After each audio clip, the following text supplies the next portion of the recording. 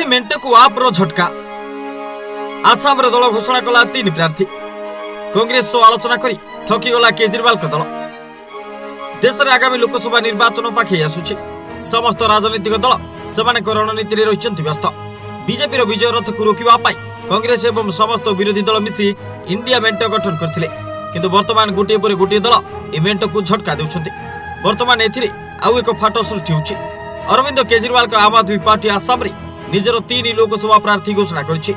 एथिस आप संगठन रो साधारण संपादक संदीप पाठक एक बड़ विवृत्ति दैछन्ति। से कहिसन्ति जे आसन बांटिबा नै कांग्रेस सह कथा होई आमे थकी जाइछु। एभली परिस्थिति रे कुहा जाय पारे जे आगामी दिन गुड़िक भारतीय मिलित मंच पई असुविधार परिपूर्ण होई पारे। सूचना अनुसार आसाम रे आसन बांटिबा नै आम आदमी पार्टी एवं कांग्रेस मध्य कथबार्तार खबर किछि दिन पूर्व सामना को आसीथिला, किंतु वर्तमान आम आदमी पार्टी द्वारा 3 जन प्रार्थी नाम किपरि घोषणा करा जायछि ताहा कांग्रेस पई एक आश्चर्यजनक घटना। लोकसभा निर्वाचन पई 3 जन प्रार्थी नाम घोषणा संपर्क में आम आदमी पार्टी यार यूट्यूब चैनल रे एक वीडियो अपलोड करछि।